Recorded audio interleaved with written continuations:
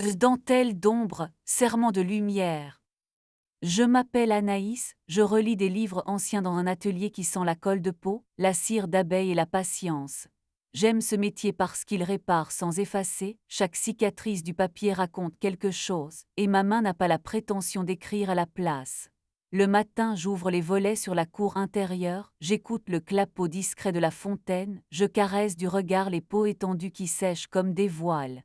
Chez moi, le temps ne court pas, il s'applique. J'avais cru bâtir mon couple sur la même grammaire. Thomas, mon.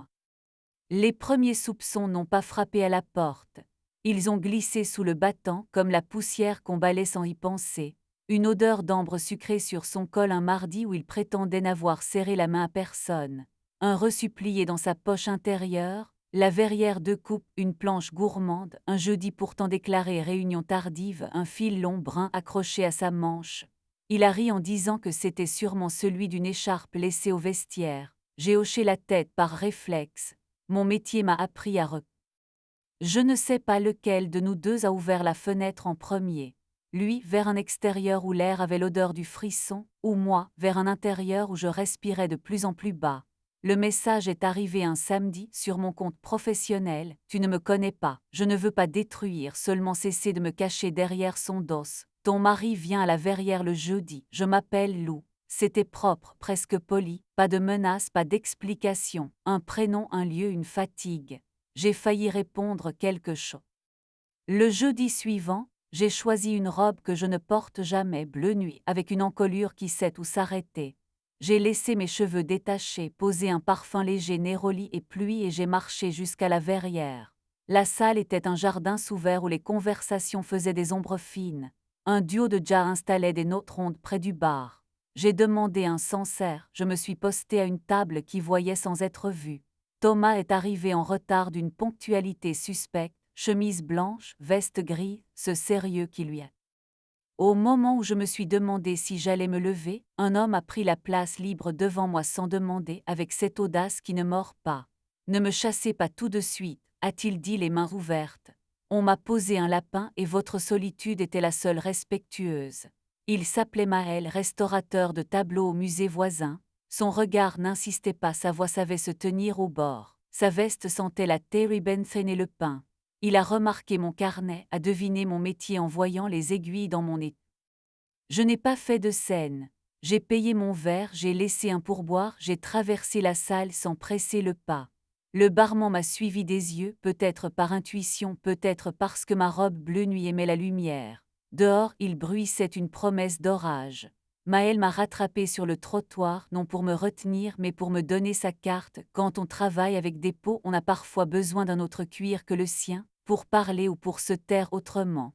Je l'ai glissé dans mon sac. En rentrant, Thomas était aidé. Les jours suivants, j'ai vécu comme on tourne les pages d'un livre dont on connaît la fin sans savoir la phrase exacte. J'allais à l'atelier, je réparais des coutures, j'aplanissais des feuilles au plioir, je recommençais un dos trop fragile. La nuit, je feignais la fatigue quand Thomas glissait sa main sous mon t-shirt. Ou bien je le laissais m'approcher, et je me cachais en lui avec une tendresse désespérée.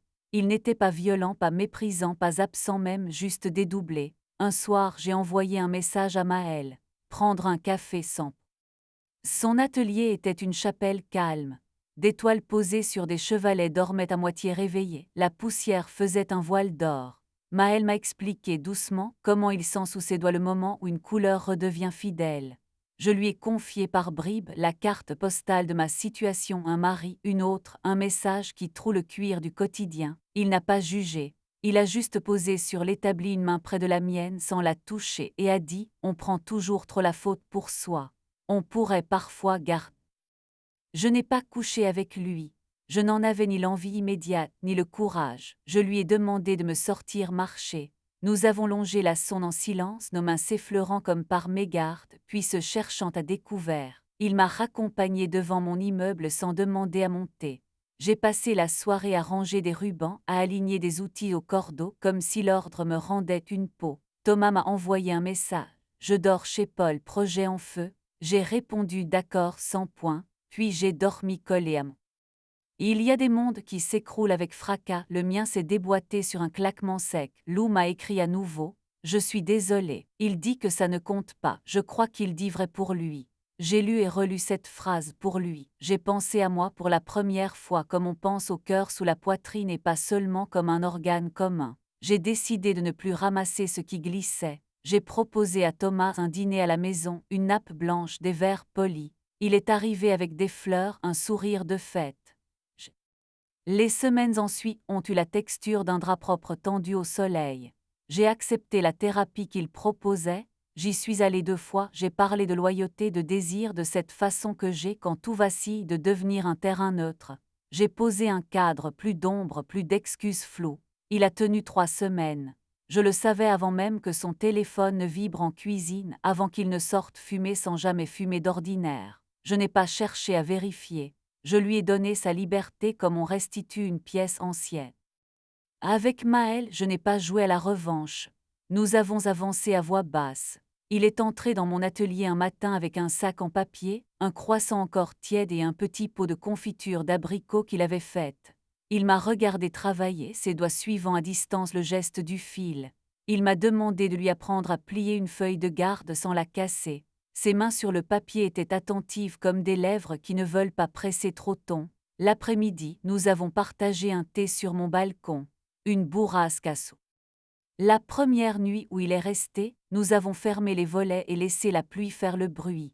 Nous avons choisi l'obscurité qui protège la pudeur sans l'étouffer. Sa bouche cherchait la mienne avec la ferveur d'une prière sûre d'être entendue. Il a dénoué lentement la lanière de ma robe, comme on délie une reliure trop serrée. Sa main a suivi le bord de ma clavicule, s'est arrêtée là où la peau change de ton. J'ai cartographié son dos du bout des doigts, j'ai appris la géographie de ses omoplates, la vallée de son souffle. Nous n'avons pas bras. Thomas m'a envoyé, quelques jours plus tard, un message honnête. J'ai pris un studio, je suis désolé, je te souhaite de retrouver ta façon de danser. Je l'ai remercié pour la clarté. Je ne me suis pas crue héroïne, j'avais simplement retrouvé la clé de mon propre battement. Lou m'a écrit une dernière fois une lettre papier posée sous la porte de l'atelier. Elle s'excusait sans s'humilier, racontait sa solitude, disait qu'elle partait à Marseille où la mer lave mieux, disait aussi qu'elle espérait que je respirais à plein poumon. Je lui ai. Avec Maël, la vie s'est installée à hauteur de main. Il m'a emmené voir une exposition où les pigments anciens racontent comment le bleu s'obtient de la patience. Il a posé sa main dans le bas de mon dos devant un tableau, j'ai senti mes ombres reculer d'un pas. Le soir, nous avons improvisé des repas sur son îlot de cuisine, un tablier pour deux, des lamelles de courgettes qui ressemblent à des rubans. Parfois, je le regardais accorder la lumière dans son salon comme il accorde les tons d'une toile. Il me prenait contre lui sans dire. La verrière n'a pas disparu de notre géographie. Nous y retournons parfois par bravade tranquille.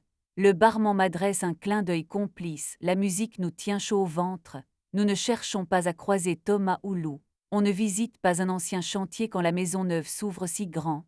Un soir, Maël a joué, un morceau a pris pour moi sur une vieille guitare prête à se taire. Sa voix a coulé sur ma peau avec la discrétion d'une eau qui sait son chemin. Je l'ai regardé comme on regarde une page enfin relue et signée. Aujourd'hui, dans mon atelier, je caude un livre de recettes anciennes dénichées aux puces. Le titre me fait sourire, les douceurs de l'ombre. Je pense à ce que j'ai appris. On peut aimer sans s'oublier, on peut désirer sans se consommer. La fidélité n'est pas seulement un contrat avec l'autre, c'est un serment de ne pas se trahir soi-même. Je garde au fond d'une boîte un ruban de ma robe bleue nuit et la carte de Maël. Le reste, je l'ai laissé au feu froid des choses qu'on ne veut plus relire. J'avance nu d'illusions habillées de peau. Et s'il m'a